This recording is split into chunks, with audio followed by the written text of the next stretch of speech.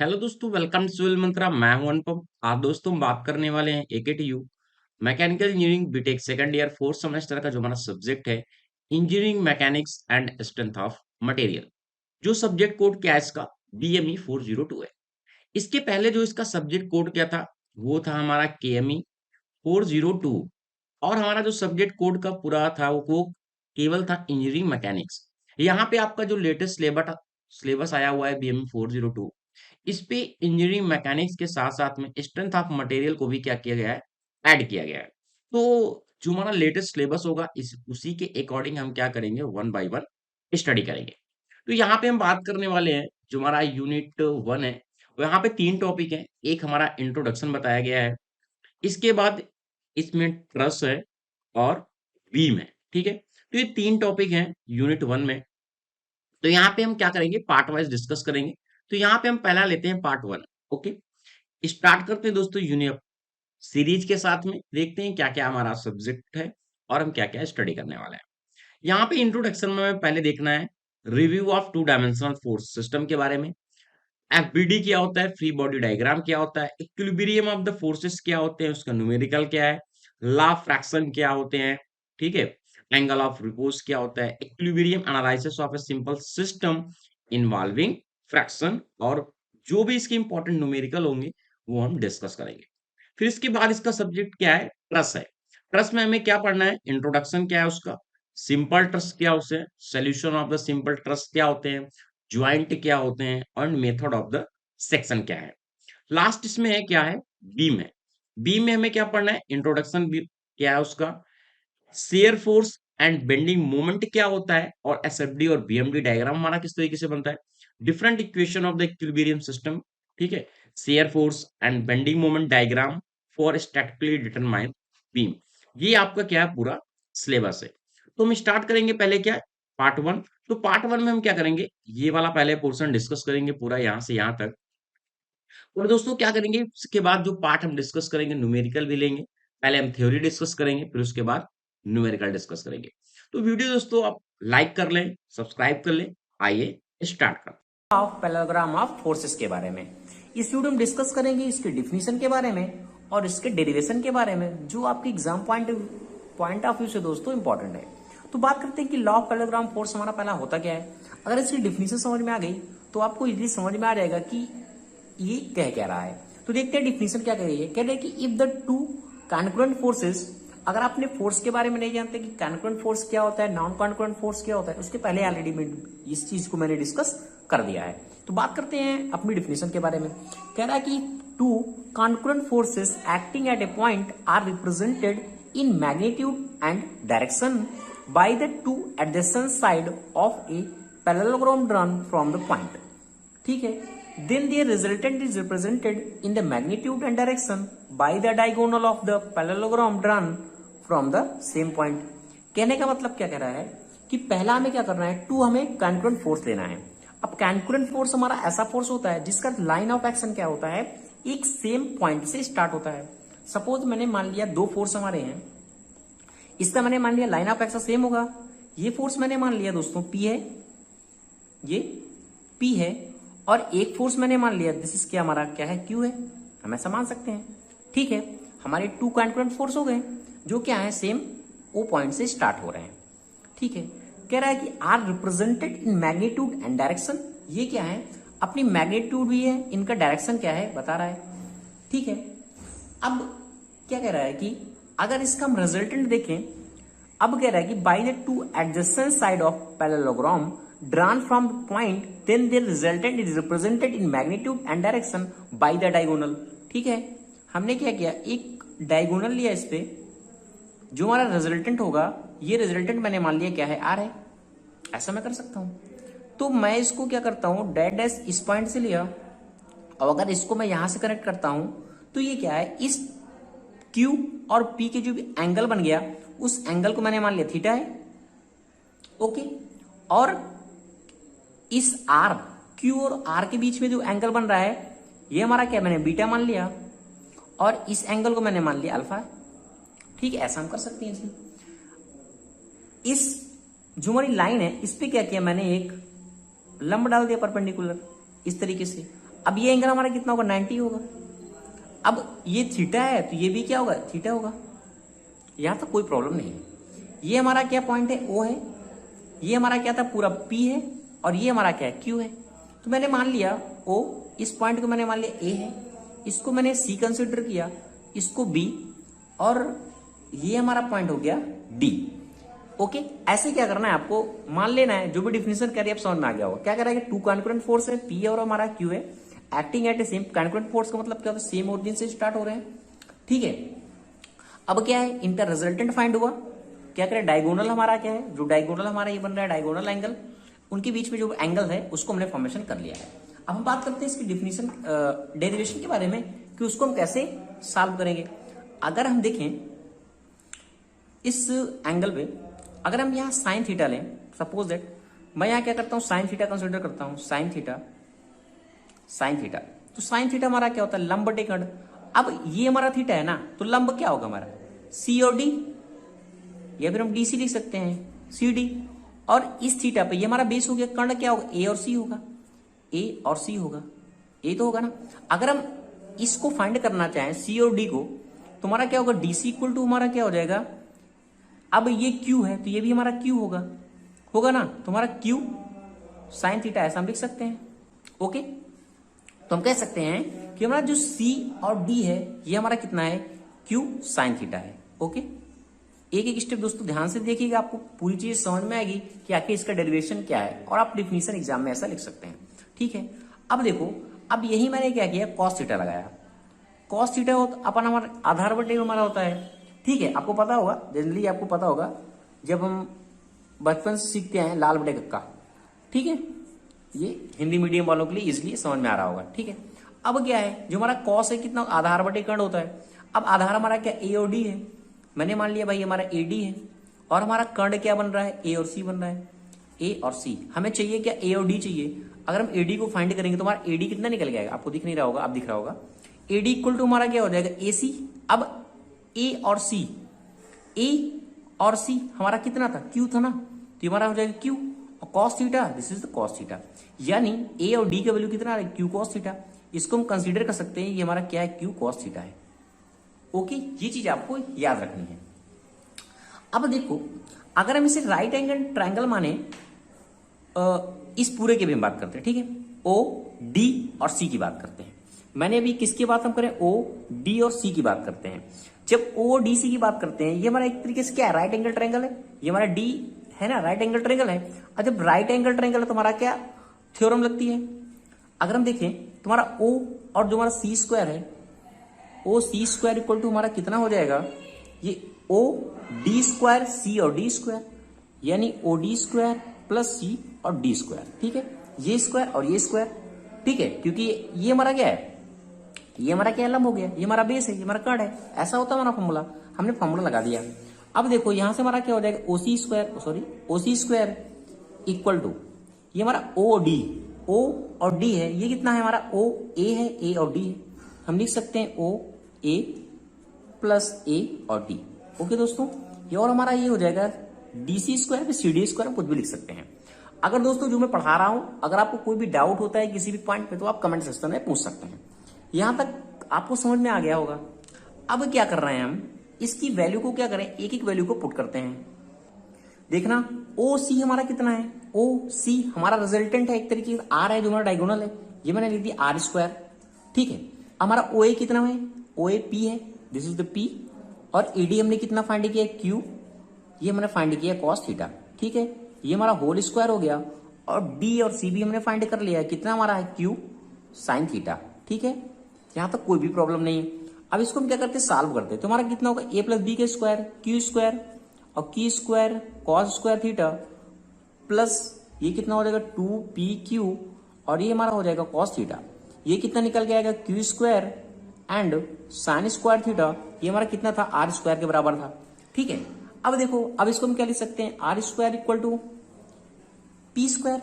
ठीक है, अब देखो यहां भी क्यू है, यहां भी क्यू है, तो हमारा क्या हो रहा है, क्यू स्क्वायर होगा। और cos square theta plus sine square theta equal क्या होता है, अगर हम बात करें cos square theta plus sine square theta equal to क्या होता है, 1 होता है। और 1 का मल्टीप्लाई करेंगे तो 1 आएगा। अब ये कितना हो जाएगा, 2p and Q cos theta.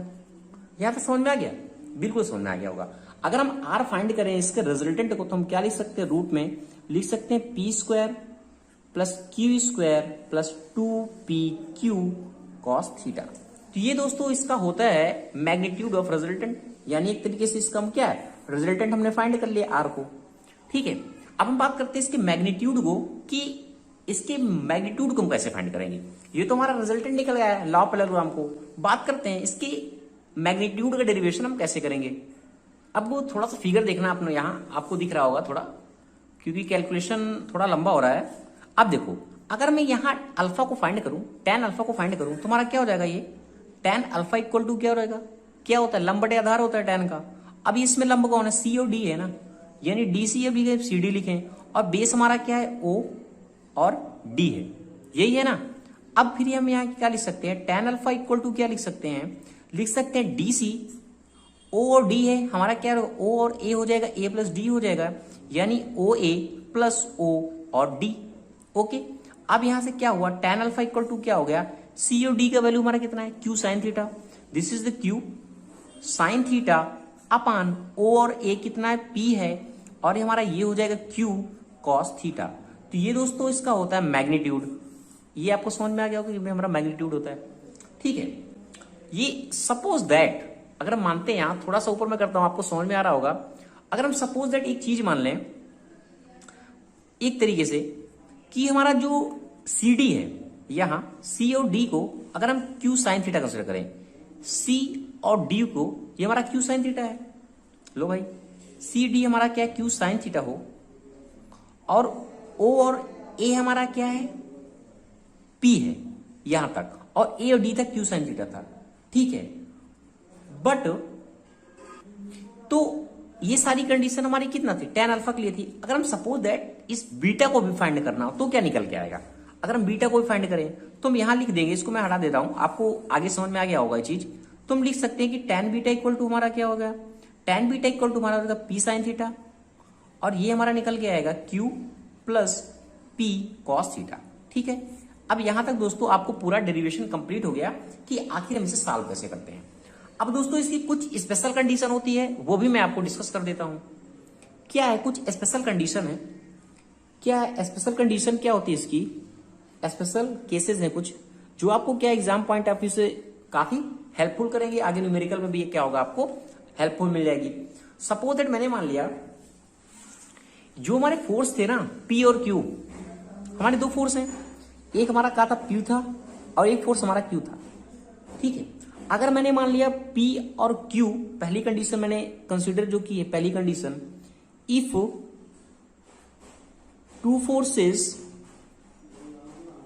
To forces are parallel, अगर दोनों फोर्स हमारे क्या हैं, पैरेलल हो, जब पैरेलल होंगे दोनों फोर्स तो हमारा थीटा क्या हो जाएगा, जीरो हो जाएगा। तो कॉस थीटा की वैल्यू कितनी हो जाएगी, कॉस यानी कॉस जीरो की वैल्यू कितनी होती है, 1। तो हम कह सकते हैं अगर इसका रिजल्टेंट फाइंड करें तो आर इक्वल टू हमारा रिजल्टेंट क्या था, हमारा था P square plus Q square 2pq and cos theta, यही तो था। अगर हम थीटा 1 पुट करेंगे तो हमारा ये आंसर क्या निकल के आएगा, निकल के आएगा P square plus Q square 2p and q, ये निकल के आएगा। ठीक है, ये निकल के आएगा। अब इसको हम क्या लिख सकते हैं, लिख सकते हैं ना p प्लस क्यू का होल स्क्वायर, ये कितना है, r का है, और ये हमारा r है। तो हम इजिली, अगर ये रूट है ये रूट है, तो हम लिख सकते हैं r इक्वल टू क्या है, p प्लस क्यू होगा। ये चीज समझ में आया आपको। आपके न्यूमेरिकल में दोस्तों डायरेक्ट कह देगा कि सारी कंडीशन देके कह देगा कि जो दो फोर्स हैं वो क्या है, पैरेलल है, तो उनकी कंडीशन क्या होगी, तो रिजल्टेंट बताओ। तो रिजल्टेंट आप फाइंड कर सकते हैं, r इक्वल टू क्या हो जाएगा, p प्लस क्यू होगा। ठीक है, ये तो है जब फोर्स क्या है, दोनों पैरेलल है। सेकेंड कंडीशन हमारी क्या है इसकी, इंपॉर्टेंट कंडीशन, इंपॉर्टेंट पॉइंट है दोस्तों, जो हमारे दो फोर्स हैं वो एंटी पैरेलल है। अबे क्या थे, पैरेलल थे, अभी मान लिया क्या है, दोनों फोर्स क्या है, एंटी पैरेलल है।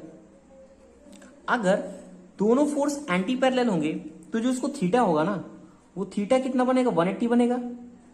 ठीक है, अब cos 180 की वैल्यू कितनी होती है, cos 180 की वैल्यू कितनी होती है, -1 होती है।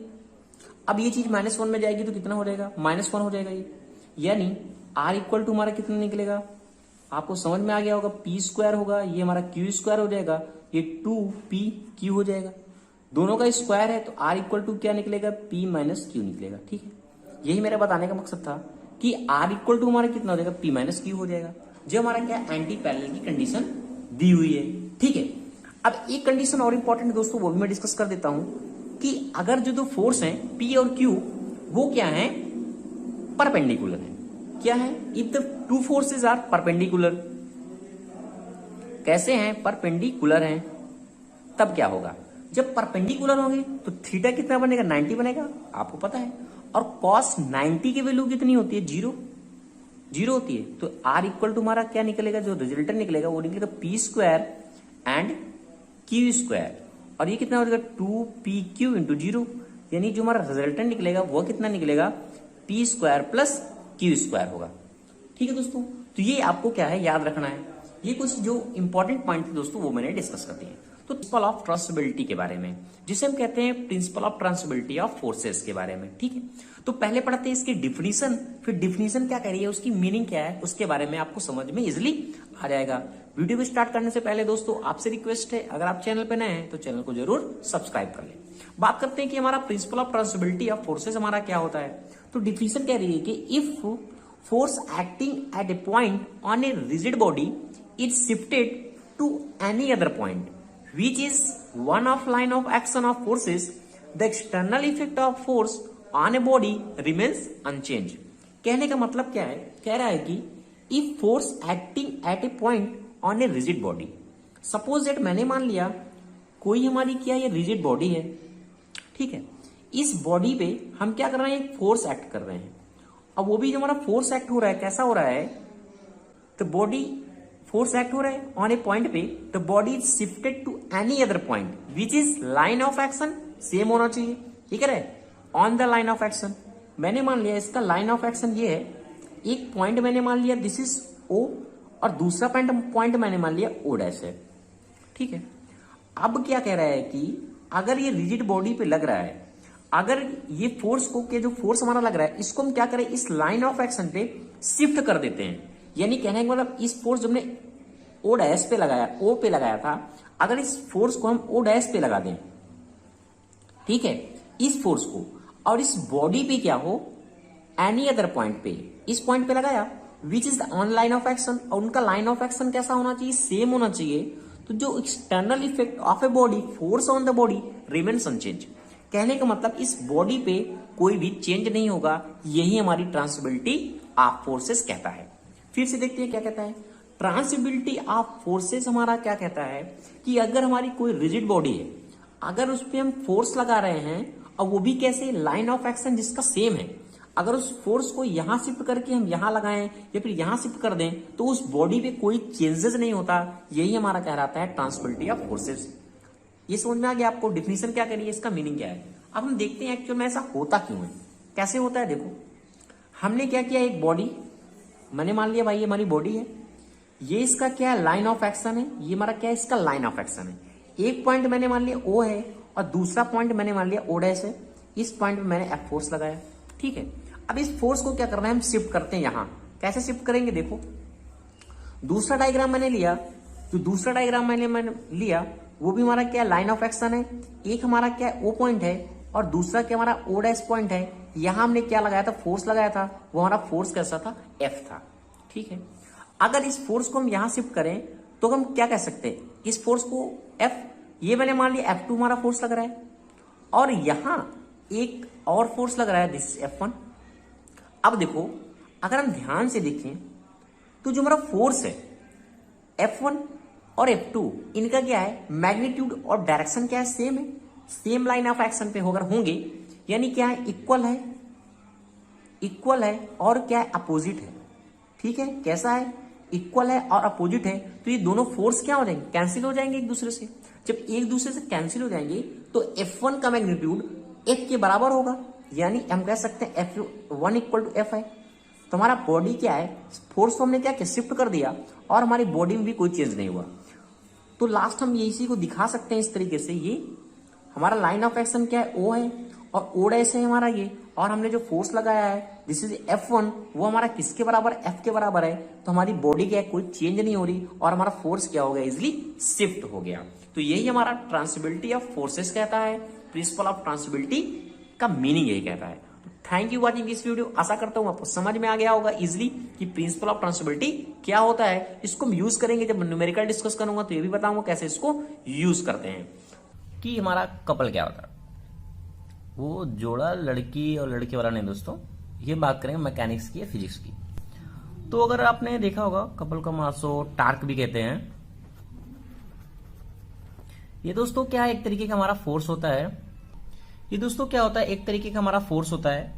जैसे कि हमने देखा भी है, जब हम किसी बॉटल का ढक्कन खोलते हैं, सपोज दैट ये मेरे बॉटल का ढक्कन है, ये मैंने मान लिया, हम क्या करते हैं, दोनों में इक्वल और अपोजिट फोर्स लगाते हैं। देखो इक्वल फोर्स अपोजिट लगाते हैं, यानी एक फोर्स हमारा ऐसे वर्क करता है और एक फोर्स ऐसे वर्क करता है, और इनका जो लाइन ऑफ एक्शन है वो क्या होता है, डिफरेंट होता है। यानी मैं मान लू ये भी हमारा पी फोर्स है और ये भी हमारा पी फोर्स है। ओके, तो इस तरीके से हमारा वर्क करता है कपल। अगर मैं डिफिनीशन की बात करूं तो इसकी डिफिनीशन क्या होगी, when two unlike equal, unlike है, इक्वल है हमारे फोर्स, और क्या है, पैरेलल है, equal and parallel. Okay, equal and parallel force act on a body such that their line of action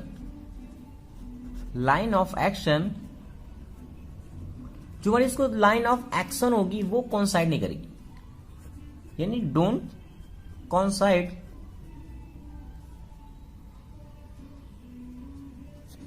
they form a couple. तो क्या करता है, वो कपल को क्या करता है, फॉर्म करता है। ओके, जो हमारा कपल फॉर्म होता है वो एक रोटेशनल मोशन फाइंड करता है, यानी जब ये कंटिन्यू फोर्स लगाएगा इस तरीके से और इस तरीके से इक्वल और अपोजिट फोर्स लगाएगा, तो क्या करेगा, एक रोटेशन मोशन फाइंड करेगा। तो हम कह सकते हैं कि they try to produce rotational motion in the body, this is called couple। तो दोस्तों इस तरीके से हमारा जो फोर्स होता है वो कपल कहलाता है। जैसे कि अगर मैं एक फिगर ड्रा करूं, सपोज दैट मैंने मान लिया ये बॉडी ये 90 फोर्स पे वर्क कर रहा है बी पॉइंट पे, ये हमारा होता है पी, इक्वल और अपोजिट फोर्स वर्क करते हैं, ये P है और ये A है, ये मैंने मान लिया 90 पे।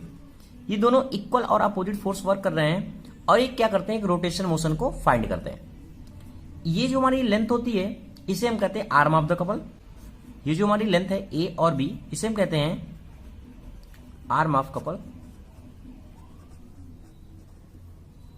और ये जो पूरा हमारा मोमेंट हो रहा है इसे हम कहते हैं मोमेंट ऑफ कपल। अगर हम मोमेंट ऑफ कपल या टार्क का फॉर्मूला कहें तो T इक्वल टू क्या होता है, जो हम फोर्स से अप्लाई करते हैं, क्योंकि इक्वल और अपोजिट फोर्स, और जो हमारी डिस्टेंस होती है आर्म ऑफ द कपल की A और B, ये इसका होता है दोस्तों जनरल फॉर्मूला। इसी वीडियो में एक पॉइंट और डिस्कस करता हूं कि अगर मैं इसके फोर्स की बात करें, resultant of force of the couple क्या होगा। देखो ये चीज भी देखते हैं, बात करते हैं resultant of force of couple की, कि resultant of force of the couple क्या होता है। अगर कोई भी बॉडी पे हम जब इक्वल और अपोजिट फोर्स लगाते हैं, सपोज दैट ये मेरी कोई एक चीज और दोस्तों, जो हमारा कपल है वो कभी स्ट्रेट लाइन नहीं फॉलो करेगा। कहने का मतलब जो इसका रोटेशन होगा वो हमेशा रोटेशन मोशन में होगा, यानी सर्कुलर मोशन में हो सकता है, ट्रांसलेटरी मोशन नहीं होगा। ये हमेशा क्या है, ट्रांसलेटरी जो हमारे मोशन होते हैं वो प्रोड्यूस नहीं करेगा। ओके, ये चीज आपको ध्यान देना है, क्योंकि फोर्स हमारा क्या लग रहा है, इक्वल और अपोजिट लग रहा है। ये एग्जाम में दोस्तों पूछा भी जा सकता है। अब बात करते हैं हम resultant of force of couple की। सपोज दैट ये मेरी एक कोई बॉडी है, मैंने इसमें इक्वल एंड अपोजिट फोर्स लगाया। जो मेरा फोर्स लग रहा है ये इस एंगल पे लग रहा है पी पे, और इसका कुछ एंगल पे लगा वो मैंने मान लिया पी। दोनों पे मैंने फोर्स लगाया। अभी जो फोर्स लग रहे हैं अगर मैं इसका डायरेक्शन फाइंड करूं तो कुछ डायरेक्शन पे होगा। ये मैंने मान लिया थीटा है, और इस फोर्स के लिए मैंने मान लिया ये थीटा है। अब देखो अगर मैं इसका रिजॉल्व करूं इस फोर्स को पी को, तो क्या होगा, दो कंपोनेंट में डिवाइड हो गए, एक कॉस में होगा एक साइन में होगा।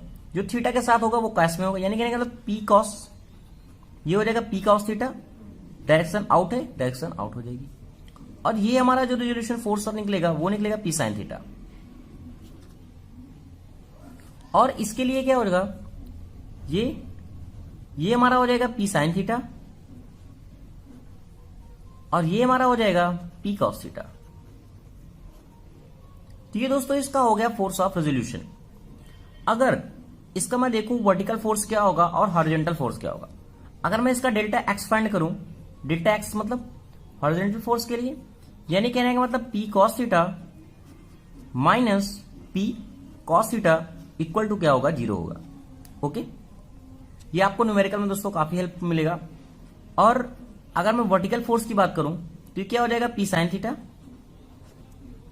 ये पी साइन थीटा और ये पी साइन थीटा माइनस का P sine theta equal to zero. दोस्तों दो पॉइंट आपको ये भी याद रखना, जैसे कि मैंने बताया कि a couple can not produce straight line motion. Straight line motion कभी नहीं प्रोड्यूस करता स्ट्रेट लाइन। और कपल का जो फोर्स होगा, जो कहने का मतलब एक couple can not be replace by a single force, एक सिंगल फोर्स से रिप्लेस नहीं हो सकता। इसमें हमेशा दो फोर्स ही लगेंगे, क्योंकि फोर्स हमारे क्या होंगे दोस्तों, इक्वल और अपोजिट होंगे। तो ये दोस्तों थी छोटी सी इन्फॉर्मेशन। कलामी थ्योरम हमारे पास मान लो कोई एक पॉइंट है या एक बॉडी पार्टिकल है, इस पे हमारे पास तीन फोर्स काम कर रहे हैं। तीन फोर्स जैसे हम मानते हैं पी, एक फोर्स पी हो गया, और फोर्स पी, और नेक्स्ट फोर्स काम कर रहा है हमारा क्यू, और एक फोर्स काम कर रहा है हमारा आर। यदि तीनों फोर्स इक्विलिब्रियम में हों, तीनों फोर्स साम्यावस्था में हों, तो जो प्रत्येक फोर्स का वैल्यू, जो सामने के दो फोर्स हैं उसके बीच के एंगल के ज्या, जिसको बोलते हैं हम साइन के समानुपाती होगा। जैसे हम बात करें इसके बीच के एंगल है हमारा अल्फा, हमारा फोर्स क्यू और पी के बीच का एंगल है अल्फा, और हमारा फोर्स क्यू और आर के बीच का एंगल है गामा, और उसी तरह हमारा फोर्स आर और पी के बीच का एंगल है बीटा। तो हमारा जो फोर्स क्यू है इसका जो समानुपाती होगा बीटा, इसको हम छोड़ दें इस फोर्स को, तो फोर्स क्या बचता है, आर और पी, तो इसके बीच एंगल हमारा बीटा, तो इसके साइन के प्रोपोर्शनल होगा। अगर हम आगे बात करते हैं तो होता है, इसका जो स्टेटमेंट है वो है, if three forces acting at a particle are in equilibrium then each force proportional to its sine of angle between other two forces. यदि किसी बॉडी पर या पार्टिकल पर तीन फोर्स वर्क कर रहे हैं, तो प्रत्येक फोर्स अपने अन्य दोनों बलों के बीच बने कोण के ज्या के समानुपाती होता है। देखिए, जो अगर फोर्स पी की बात करें तो ये फोर्स पी है, इसके जो बीच एंगल है दोनों गामा है, इसको छोड़ दें तो बचा फोर्स क्यू और आर, तो इसके बीच का जो एंगल है गामा, तो इसके साइन के समानुपाती है। तो हम लिख सकते हैं P proportional to K sign gamma, ये कांस्टेंट मान सकते हैं, तो हम के इक्वल टू लिख सकते हैं K equal to P upon sine gamma. इसी तरह अगर हम फोर्स की बात करें क्यू, तो क्यू अगर बात करें तो इसके सामने जो एंगल है वो है बीटा, या इसको अगर हम छोड़ दें तो अगर अदर जो टू फोर्स हैं आर और पी के, इसके बीच के एंगल है beta, Q proportional to sine beta, तो हम लिख सकते हैं Q proportional to K sine beta, तो हमारा के इक्वल टू हो जाएगा के अपन साइन बीटा। अब इसी तरह हम बात करें आर की, तो आर के अगर अदर टू फोर्स हैं क्यू और पी, तो एंगल है अल्फा, तो इसका R proportional to sine alpha, तो फोर्स होगा R equal to K sine alpha, तो हम के इक्वल टू लिख सकते हैं आर अपन साइन अल्फा। तो अगर हम देखो ये तीनों इक्वेशन को अगर साल लिखें तो होता है P upon sine alpha equal to Q upon sine beta plus equal to R upon sine alpha. तो ये हमारा हो जाता है लाइबनिज़ थ्योरम। हम बात करते हैं इसको प्रूव करने की, कैसे इसको प्रूव करते हैं। तो हम देखिए यहाँ पे हमारा जो फिगर था वही है, हम इसके लिए एक पैरेललोग्राम ड्रा करते हैं, समांतर चतुर्भुज ड्रा करेंगे इसी फोर्स से। तो हम ये देख रहे हैं यहाँ पे ये लाइन ड्रा की है, इसके क्यू के पैरेलल खींच के हम एक लाइन खींचेंगे तो ये हो जाएगा हमारा क्यू, ये भी फोर्स क्यू ही वर्क होगा, काम करेगा इस पर भी, और ये फोर्स के पैरेलल होगा हमारा ये लाइन। तो हम देख फोर्स आर है, ये क्या कर रहा है, फोर्स क्यू और पी को इक्विलिब्रियम में ला रहा है। तो इसी तरह जो फोर्स क्यू और पी का रिजल्टेंट होगा वो हमारा डायगोनल पैरेललोग्राम का डायगोनल होगा, जो ठीक आर का जो जिसका मैग्नीट्यूड ठीक आर ही होगा और इसका डायरेक्शन आर के अपोजिट होगा। तो हम कह सकते हैं कि जो आर है इससे ठीक आर डैश के अपोजिट है और मैग्नीट्यूड सेम है। तो हमारा क्यू और पी का जो रिजल्टेंट है वो क्या है, आर डैश है। तो हम यहाँ पे देखते हैं जो एंगल है ये अल्फा होगा, क्योंकि यहाँ पे मेन ये दो पैरेलल लाइन है और एक लाइन क्रॉस कर रही है, तो ये क्या होगा, एंगल अल्फा। इसी तरह अगर हम बात करें तो है ए एंगल की बात करें तो यहाँ पे जो एंगल होगा वो होगा गामा। जो अल्फा एंगल है वो क्या है, एंगल है ए ओ बी का। उसी तरह जो एंगल है बीटा वो है क्या, ए ओ सी का। ये एंगल ए और ओ सी के जो एंगल है वो क्या है, बीटा। और बात करते हैं हम गामा की, तो गामा क्या है, बी ओ सी। तो ये क्या है, एंगल बी ओ सी, तो ये क्या बन रहा है, एंगल गामा है। अब बात करते हैं देखें हम यहाँ पे बात करें तो अगर हम ट्रायंगल बात करें ओ ए डी की, ओ ए डी की, तो इसकी हम बात करें तो इसमें हमारा हम एंगल लेते हैं। पहले तो बात करते हैं एंगल ओ ए डी, तो क्या हो जाएगा यहाँ पे, ओ ए डी का एंगल जो है ये हुआ, तो हमारा जो होगा 180 180 माइनस अल्फ़ा। तो ये जो एंगल होगा हमारा 180 माइनस अल्फ़ा होगा।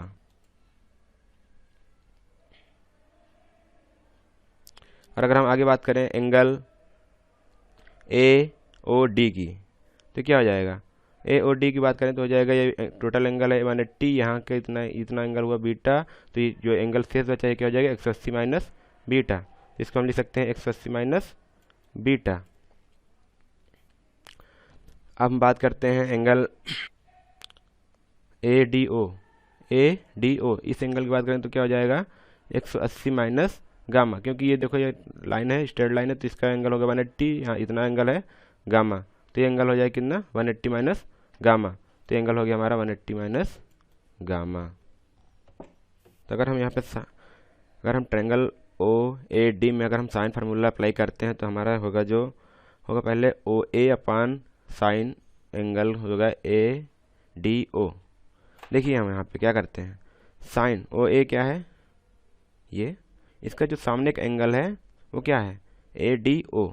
तो हमारा जो साइन फार्मूला होता है वो यही होता है कि जो रेशियो होता है किसी भी भुजा, ट्रायंगल में किसी भी भुजा और उसके सामने का जो साइन एंगल है वो प्रत्येक के बराबर होता है। जैसे हम बात कर रहे हैं ओ ए, तो ओ ए का ओ ए अपान साइन क्या होगा, एंगल ए डी ओ। और हम अगर बात करें फिर ए डी बात करें तो इसके जो सामने का एंगल वो क्या है, एक्स ए ओ डी, तो इसके क्या होगा, रेशियो होगा। तो ये क्या हुआ, ए डी अपान साइन एंगल क्या है, ए ओ डी। अगर हम और बात करते हैं, अगर बचा है कि हमारे पास डी ओ, अगर डी ओ की बात करते हैं डी ओ अपान साइन क्या हो जाएगा, ओ ए डी। तो D O upon sine angle किसका होगा, ओ ए डी का। तो हम यहाँ बात करते हैं फिर ओ ए, तो हम क्या है, एंगल ए डी ओ जो है वो क्या है, 180 माइनस गामा। जो एंगल है हमारा 180 माइनस गामा है। और अगर हम बात करें A D sine A O D का, तो हमारा जो साइन ए ओ डी है वो क्या है, 180 माइनस बीटा, क्या है 180 माइनस बीटा। फिर आगे बात करें D O sine O A D, तो क्या है ओ ए डी क्या है, 180 माइनस अल्फा, हम यहाँ दिखा भी चुके हैं। तो 180 माइनस अल्फा ये है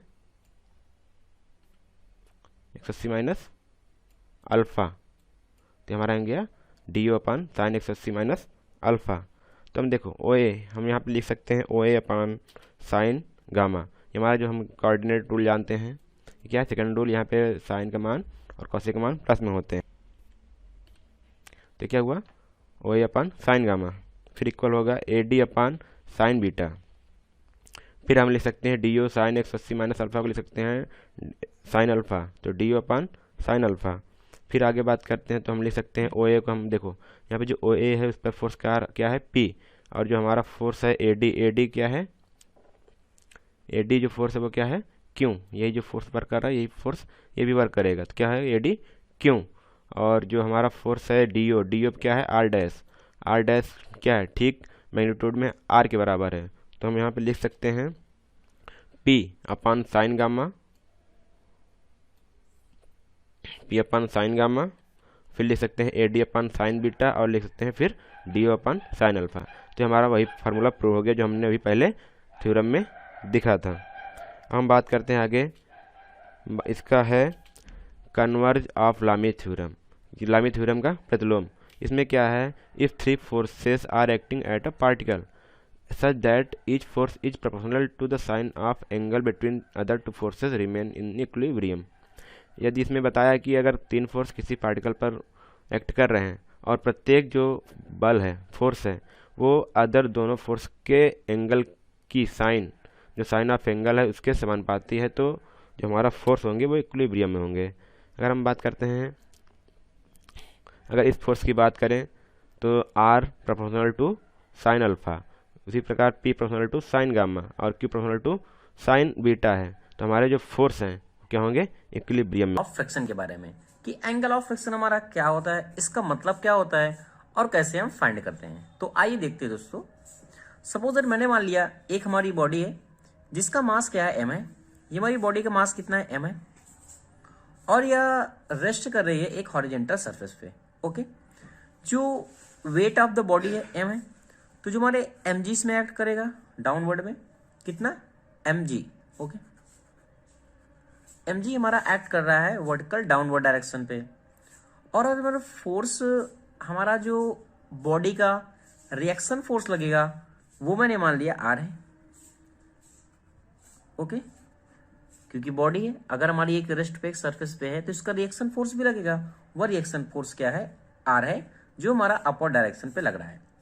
सपोज दैट जो इसमें हमारा एक्सटर्नल फोर्स लग रहा है वह क्या है F है। अगर एक्सटर्नल फोर्स लग रहा है इस बॉडी पे तो एक अपोजिट फोर्स लगेगा, क्योंकि बॉडी हमारी रेस्ट पे है, तो एक हमारा क्या रखता है जिसको हम बात करते हैं फ्रिक्शन के बारे में, वह क्या लगेगा स्टैटिक फ्रिक्शन लगेगा। जो स्टैटिक फ्रिक्शन हमारा फोर्स लग रहा है उसको मैंने मान लिया Fs से, क्योंकि जब हमारा अपोजिट फोर्स लगेगा तो एक रिस्टोरिंग फोर्स, हमारा कहने का मतलब एक स्टैटिक फ्रिक्शन फोर्स लगेगा, वो भी हमारा एक्ट करेगा, उसे मैंने मान लिया Fs है। Suppose the body just about to move, हमारी बॉडी क्या है जस्ट मूव कर रही है, तो हमारा जो स्टैटिक फ्रिक्शन है वह इक्वल हो जाएगा लिमिटिंग फ्रिक्शन के बराबर, जैसे कि मैंने पहले भी बताया है। अगर हमारी बॉडी जस्ट मूव करने वाली होती है, यानी कहने का मूव करने वाली होती है, जो हमारा F है वह जस्ट इक्वल हो जाता है लिमिटिंग फ्रिक्शन के बारे में, जिसे हम कहते हैं लिमिटिंग फ्रिक्शन। ओके, मैंने मान लिया ये हमारा क्या Fs है, एक इसका रिजल्टेंट वेक्टर मैंने मान लिया, रिजल्टेंट मैंने मान लिया इसका ऐसे, ये हमारा पॉइंट है, इस पॉइंट को मैंने मान लिया O है, और इसको मैंने ड्रा किया, ये हमारा पॉइंट क्या है C है। O और C is the resultant of the limiting friction and normal direction R। तो जो हमारा एंगल बन रहा है इसमें वो मैंने मान लिया क्या है लैम्डा है। यहां तक आपको समझ में आ गया होगा। इस पॉइंट को मैंने मान लिया A है। तो दोस्तों जो हमारा एंगल बन रहा है इस रिएक्शन फोर्स के, जो हमारा रिएक्शन है, और OC यानी नॉर्मल रिएक्शन के बीच में और हमारा जो लिमिटिंग फ्रिक्शन है OC और रिएक्शन फोर्स के बीच में जो हमारा एंगल बन रहा है लैम्डा, इसे ही हम कहते हैं एंगल ऑफ फ्रिक्शन। ओके, तो हम कह सकते हैं इस डिफिनीशन के अकॉर्डिंग एंगल ऑफ फ्रिक्शन क्या कर सकते हैं, angle of friction between any two surface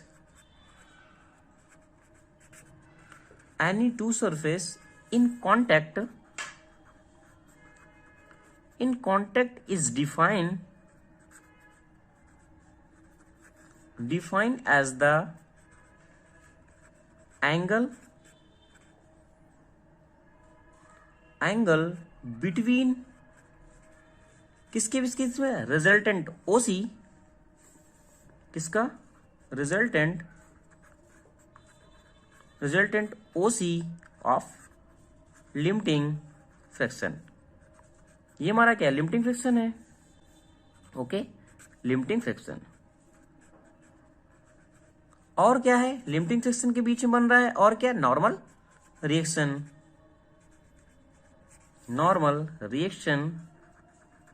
क्या, नॉर्मल रिएक्शन आर। तो दोस्तों फाइनली कहने का मतलब ये है, जो हमारा एंगल बनता है बिटवीन इस नॉर्मल रिएक्शन के और लिमिटिंग फ्रिक्शन, हमारा जो ओसी बन रहा है रिजल्टेंट, इसके बीच में जो हमारा लैम्डा एंगल बन रहा है वही हमारा कहलाता है एंगल ऑफ फ्रिक्शन। अगर हम देखें, मैं कंसीडर करूं इसमें ओ ए सी बी के लिए, किसके लिए, ओ ए सी, और जो रिजल्टेंट है इसको मैंने पॉइंट मान लिया बी।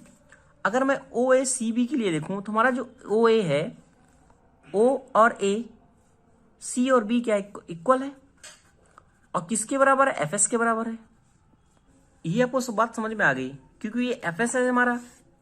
ओके, जो हमारा स्टैटिक फ्रिक्शन है, क्योंकि बॉडी हमारी रुकी हुई है तो हम एफ एस नोट करते हैं।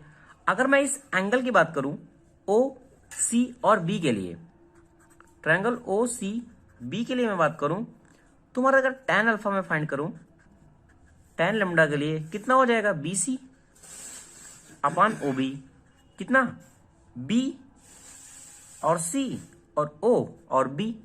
ओके, तो ये कितना हो जाएगा tan के लिए, और बी सी या सी बी के लिए एफ एस की वैल्यू कितनी है, एफ एस, और ओ और बी की वैल्यू हमारी कितनी है, आर है। और एक रिलेशन बचा है हमें, एफ एस इक्वल टू क्या होता है, म्यू आर। इस वैल्यू में अगर हम रख दें एफ एस की तो कितना हो जाएगा, म्यू आर, और ये कितना हो गया आर, और ये कितना हो गया tan अल्फा। आर से आर कैंसिल हो जाएगा तो म्यू इक्वल टू हमारा क्या हो जाएगा, या फिर म्यू एस स्टैटिक के लिए बात कर रहे हैं तो म्यू एस इक्वल टू हो जाएगा हमारा tan अल्फा। इससे हम यह भी कह सकते हैं कि the coefficient of the static friction is equal to the tangent of angle of the friction. ये हमारा क्या है, म्यू कोफिशिएंट है, किसका, ऑफिशिएंट स्टैटिक फ्रिक्शन का, और ये हमारा क्या है, एंगल ऑफ द फ्रिक्शन है। इसीलिए हम कह सकते हैं coefficient of static friction is equal to the, किसके इक्वल है, tangent of angle of friction. तो ये दोस्तों हमारा होता है एंगल ऑफ फ्रिक्शन, जिसके बारे में मैंने डिटेल से डिस्कस किया है। आपको डेफिनेशन बिल्कुल भी रटने की जरूरत नहीं है, आप बिल्कुल समझ के लिख भी सकते हैं। रिकॉल करता हूं मैं एक बार, एक हमारी बॉडी है रेस्ट पे, जिसका मास m है, ये डाउनवर्ड काम करेगी, वर्टिकल mg, रिएक्शन फोर्स इसका होगा r। एक हमारा फोर्स लग रहा है इसमें fs, जिसके लिए स्टैटिक फ्रिक्शन फोर्स लगेगा हमारा fs। जब हम देखते हैं इसमें, अगर इसका रिजल्टेंट हम फाइंड करते हैं, वो हमारा क्या निकलता है, लैम्डा। एक हमारा एंगल फाइंड करता है, उसके अकॉर्डिंग जो हमारा एंगल बनता है दोनों के बीच में, रिएक्शन फोर्स और लिमिटिंग फ्रिक्शन के बीच में, वही हमारा क्या रहता है, एंगल ऑफ द फ्रिक्शन।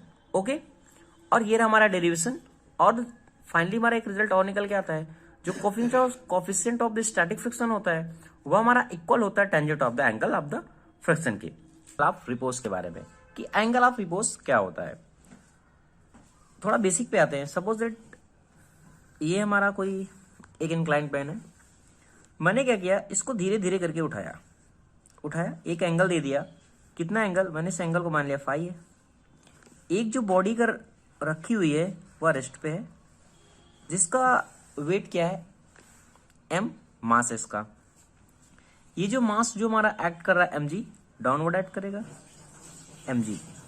अब देखो main basic angle of repose होता है क्या है, एक तो दोस्तों एंगल ऑफ रिपोज हमारा क्या होता है, एक हमारा मिनिमम एंगल, कहने का मतलब इसको 1, 2, 10, 3, 5, मैंने इसको एंगल को इतना घुमाया, इतना मिनिमम किया कि जो हमारी बॉडी है वो है अभी रेस्ट पे, जस्ट क्या करे, मूव डाउन करने लगे, स्लाइड करने लगे। तो जो हमारा वो मिनिमम एंगल होता है वही हमारा कहलाता है एंगल ऑफ रिपोज। फिर से समझो, एक हमारी बॉडी है, इस बॉडी को एक मिनिमम एंगल तक ले जाना कि जब हमारी बॉडी जो है रेस्ट पे रहे, जस्ट मूव करने लगे, तो जो हमारा रेस्ट है वो स्लाइड डाउन करने लगेगा, वह जो हमारा मिनिमम एंगल होगा वही हमारा कहलाता है एंगल ऑफ रिपोज। ओके, अब आते हैं बेसिक पे, जैसा कि मैंने बता दिया। अब आते हैं इसके डेरिवेशन पे और थ्योरी पे क्या क्या कह रहा है। सपोज दैट मैंने मान लिया एक हमारी बॉडी मास एम है, रेस्ट कर रही है इन इंक्लाइन प्लेन पे, जिसका वेट हमारा क्या है, एम जी है।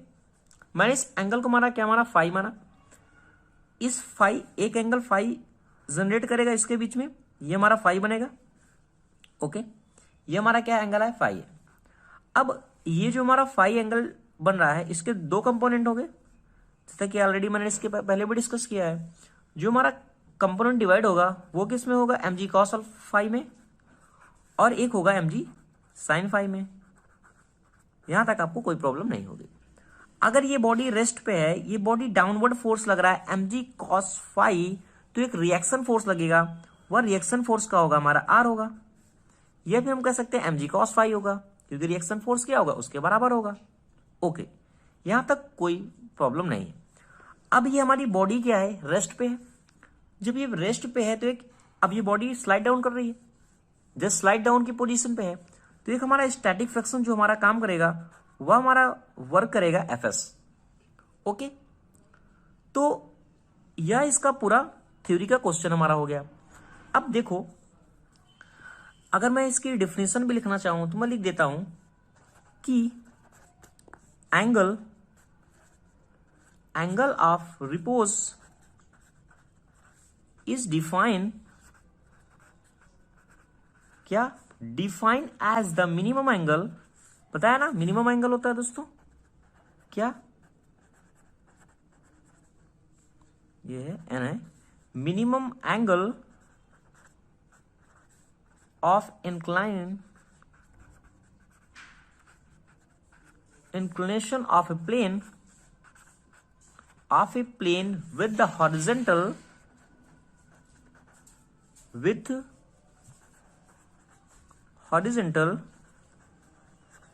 such that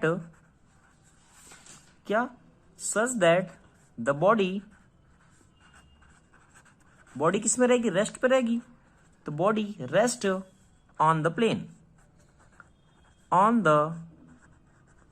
plane is just about to slide down। Okay, जो चीज मैंने बताई आपको समझाई, वही चीज मैंने क्या किया, डिफिनीशन में आपको लिख दिया।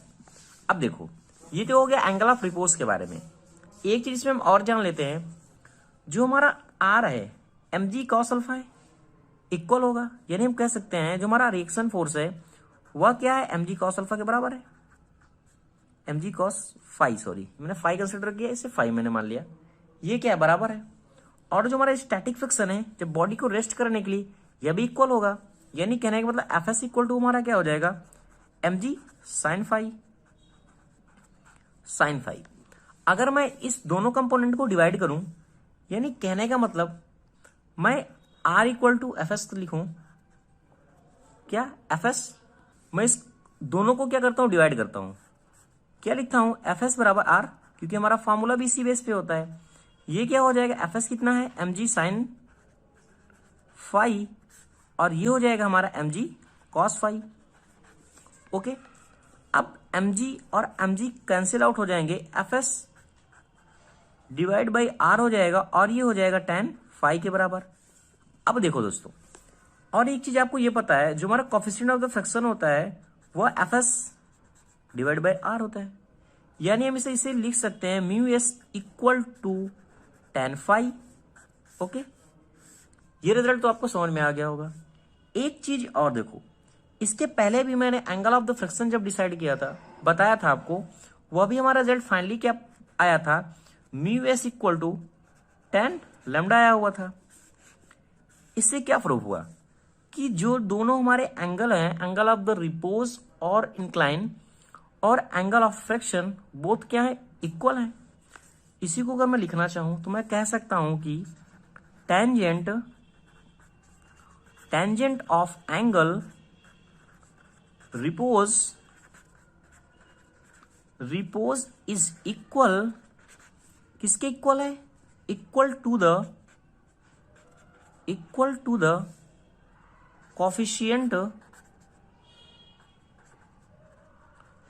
Coefficient of static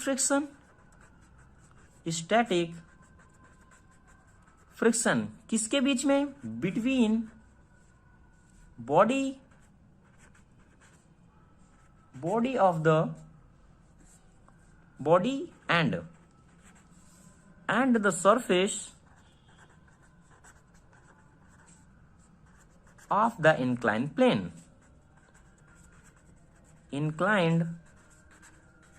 plane.